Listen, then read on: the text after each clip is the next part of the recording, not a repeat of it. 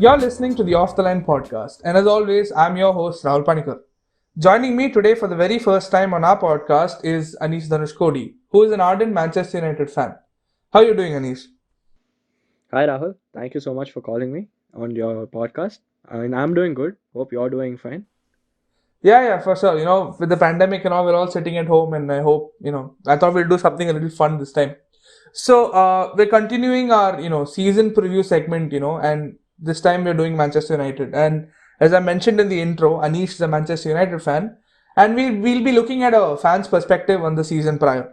To be honest, we can't really cover the entire season bit by bit, so we'll be going, an overview of whatever happened in the season prior. So let's start at the very beginning. Even before the season started, we had the new signings. There weren't many to begin with. So, how do you think the signings came about, in terms of impact?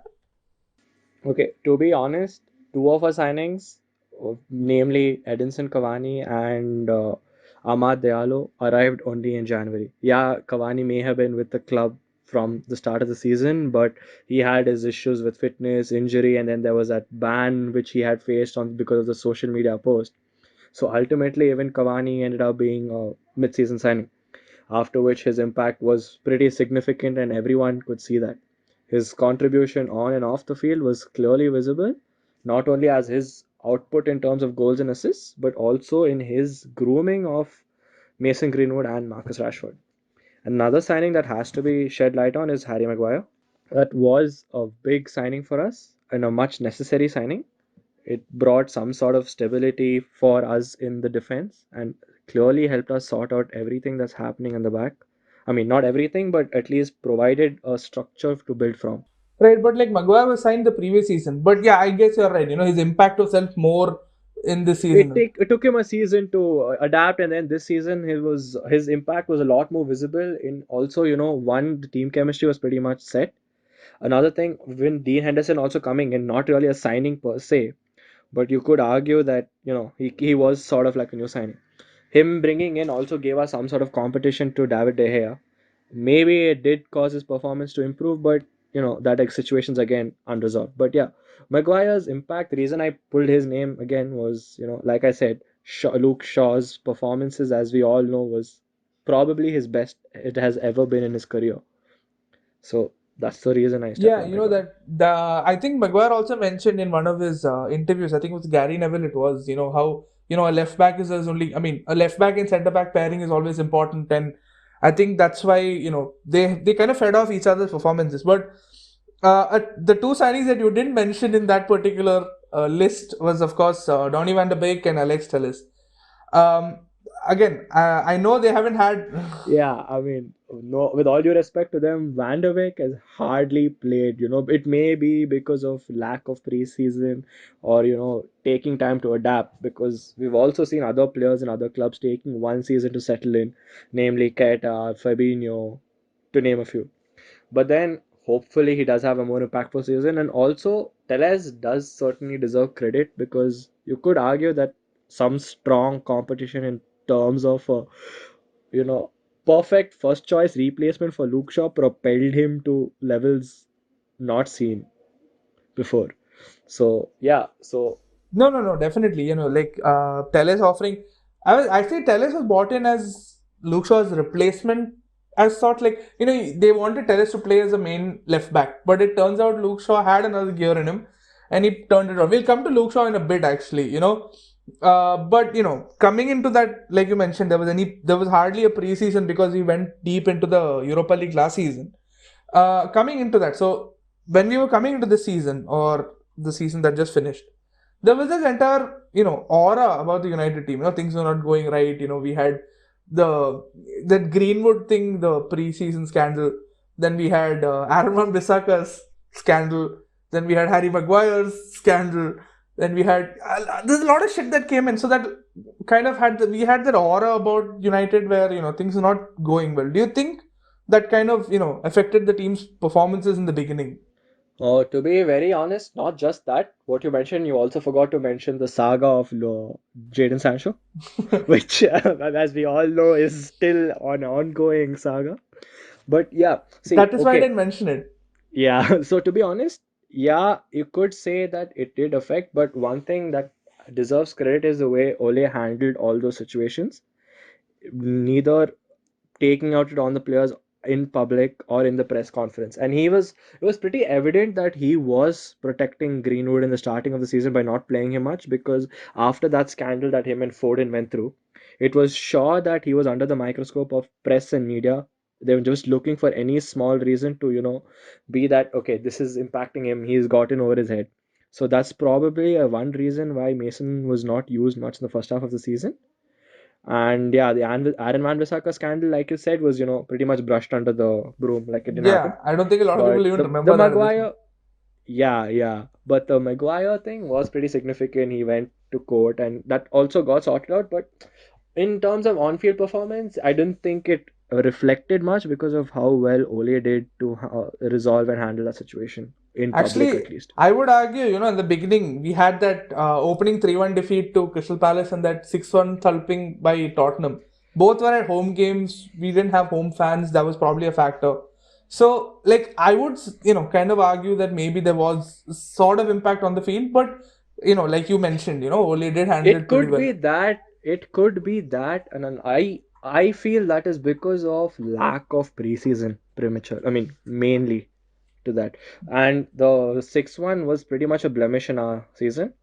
And you could rule that Lamela, being a kid, just went down at the absolute minimal I'm contact. Yeah, pretty okay, sure either send both players off,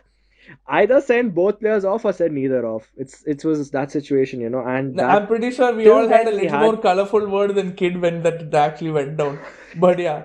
Yeah, but but that being said, the way that the team did respond to that, not only in terms of performances but also in terms of mentality and finishing the season, relatively strong compared to what a lot of us predicted preseason, or especially after those performance and results that you spoke about. I'm pretty sure no one predicted a top four finish, let alone a second place finish. I think I remember we had this, where would the United finish? I think we had a United preseason. Yeah, I think a lot of us predicted United to finish around sixth. sixth, seventh, Yeah, fifth, sixth, seventh was what a lot of us pushed, because Chelsea with their new signings, Tottenham coming off Jose Mourinho's second season, and Liverpool and Chelsea and what do you say, City and Liverpool being who they were the last two seasons. It was pretty hard to roll them out. yeah, like you mentioned, United kind of recovered well from that. So, which game would you pinpoint? Okay, maybe United are not that bad right now. Which game would you kind of say was the turning point in United season? Okay, there was, see, first of all, one thing that I would say that was a massive help in our season was our away performance. Okay, it pinpointing per se, few games that come up to mind. They're not really starting season mid. I mean, at the start of the season, but midway was the comeback win at Southampton, where Edinson Cavani scored that brace, and we also had the win at City. But again, those are later half of the seasons that those performances stand out. But credit has to be given, as in terms of a single game, I'm unable to point out, but certain aspects of the season, namely the mentality and the performances of the team after trailing, after going one goal down, and our away performance going undefeated throughout the season. I was actually coming to that in the later parts of this, yeah. But like as you mentioned, I think one standout game. It might not be the biggest game in our fixture, but I think at that point we definitely needed a win. I think it was Newcastle away on October. In October, I think it was October 2020, where I think Maguire got on the score sheet, Van Bissaka got on the score sheet. The 4-1 win. Yeah, I The think that was 4-1 the game. win. Yeah, the 4-1 win. Yeah, yeah. Because you had Where we were struggling, and then we just had a flourish of goals at the end. exactly. So I And think, Bruno scored that top corner. yeah, so we had, I would suggest that would be the game where things kind of turned around for United, where we desperately needed that win. And in the beginning, there was, that Luke Shaw own goal, and we're like, oh no, we're going back to that. It's imploding all again. But And we then, were struggling pretty much the entire game, like you pointed out, Yeah, the 4-1 scoreline was pretty harsh on Newcastle, to be very honest. At most, maybe a 2-1 win was what we did, but the way we ended that game. probably, like you said, could be pinpointed as a game that propelled our season in the direction that we wanted it to go in terms of performance, in terms of the ability of the players to turn up when against the wall. Which kind of, yeah, which brings me to my next point.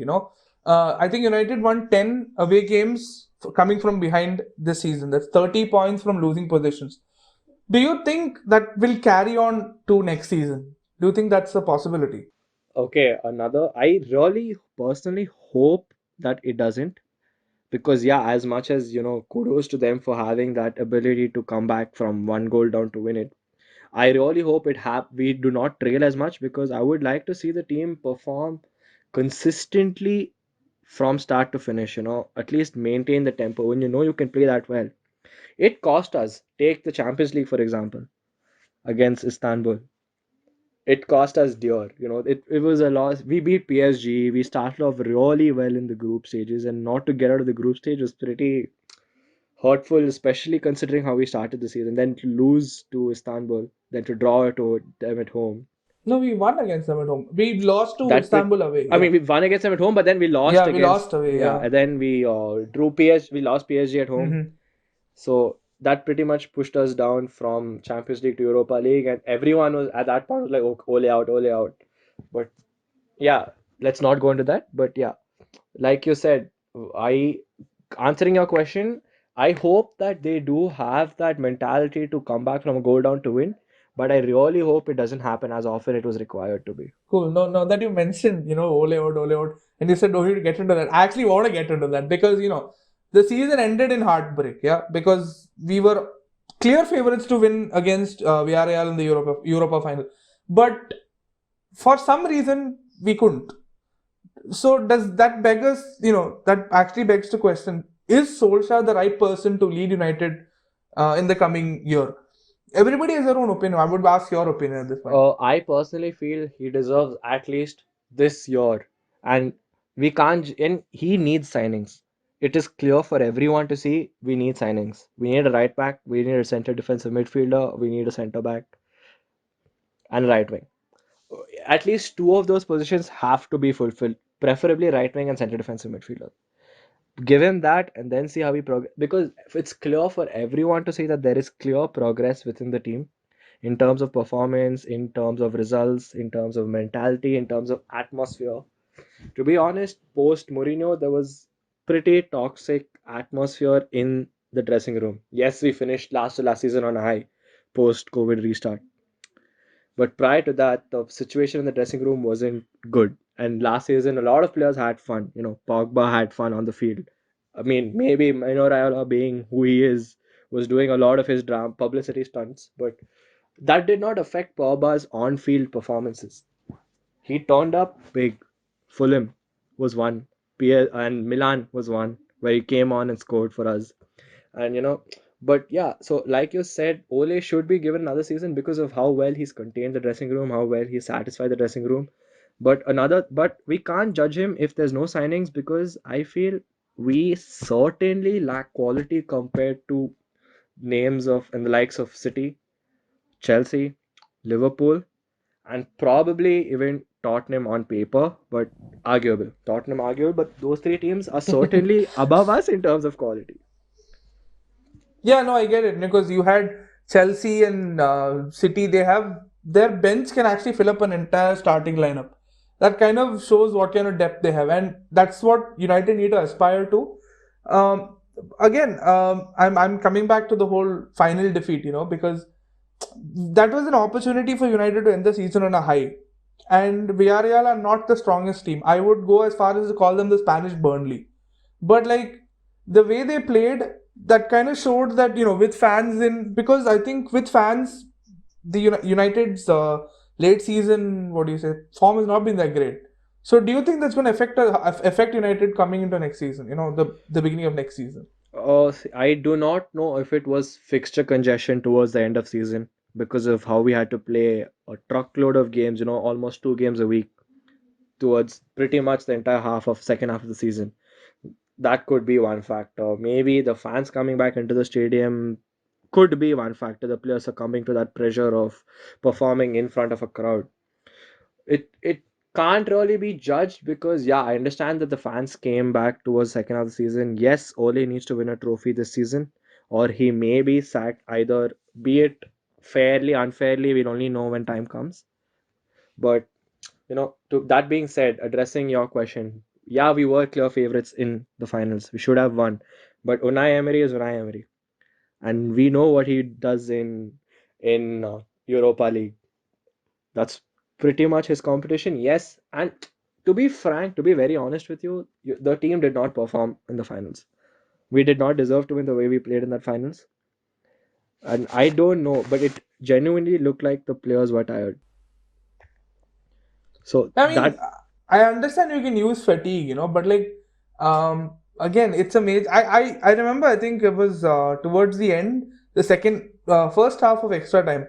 It we just or United just let Villarreal have the ball. There was no urgency to find that goal. To be very honest, that game should not have gone to penalties.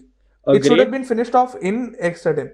Agreed. Another thing that Ole also came under heavy criticism for was not using substitutes. To be honest, we hardly had any attacking subs on the bench. And Ole's subs to bring on penalty takers and their lack of intent, as you pointed out, was the first half of extra time, considering how we ended that match with momentum on our side, looking to, probably finish it in extra time. But the way we just sat back and let them have the ball to, just play it out and push for penalties is not something you expect from the side. Yeah, you could argue the players were tired because, to be honest, they looked extremely tired. That could be, yeah, maybe you could say that Ole did have chance to switch up teams in between, which he did against Liverpool, and but to be honest, one games, two games rest when you have 11 players, pretty much 11, okay, 14 players pretty much playing game in game out, all games. It did show up in the finals. Yeah, it should not have gone to penalties, but it is what it is. Can't really look back at it now. Right. All this negative talk, I don't think it's really fair because I think, like you mentioned before, we have to bring in that, being an entire season away from home unbeaten, that record, however trivial people might put it out to be, it's still an important record because, going away from Another thing that home, that going that behind. that particular record points out was is our shocking home form. Old Trafford is supposed to be a you know fortress that you're not supposed to breach, but a poor home record that Ole had last season, hopefully he addresses that. Yeah, okay, going unbeaten is away is a massive record, which probably attributes to the lack of fans as well. Yeah, we did have fans later of the season, but that's a different thing altogether. But our home defeats, that needs to considerably come down if we need to perform and go far in other competitions. Push for the Premier League title as well. Mhm. Realistically, push for No, the yeah, title. I agree. Our home form was a little bit, touch and go here and there. But like my point still remains, the away record, be it lack of fans, be it whatever, the reasons like lack of fans is there for everybody, but only United is the only team to have an away, unbeaten away record. How much do you think that will carry out next season, even with fans coming in and all that? How much do you think that will carry on next season? I honestly don't see that form carrying on the next season. Yeah, maybe we will have a decent this thing away record, but I don't see us replicating the same undefeated record, especially if we keep conceding early like we do with fans back in the stadium now and lack of squad depth that we did have this season, especially considering that there's Euros in the summer and we have 12, 13 players in even Copa included. Not going to have a summer break. Preseason is again doubtful for these players because they are going to get an extended postseason break. And another thing which we don't know is how many players are coming in. So again, time for them to settle. So I hope it does carry on, but realistically speaking, I do not see that undefeated record carrying on for long. Okay, cool. Way to put a damper on things. Okay, so again, I'm trying to bring something positive in here. Let's. What do you think was the most memorable moment in the season? It could be anything. The most memorable moment of the season. The season was memorable. To be very honest, the season was memorable. Like I said, pointed out a couple of games to be example. That Newcastle game that you pointed out was certainly memorable. The win at PSG was memorable. The win at Southampton, the comeback win at Southampton was memorable. The win at City was memorable.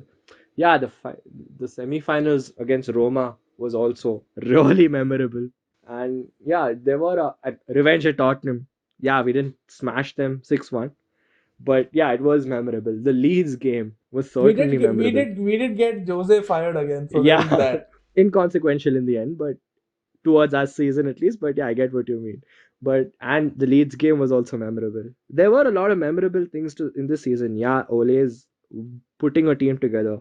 He is bringing up people, but it's a good platform to build on. It's a lot of positives in this season. Certainly, like you said, yeah. I mean, maybe you could point out. It's always easier to bring out criticism than to bring point out the positives in a team.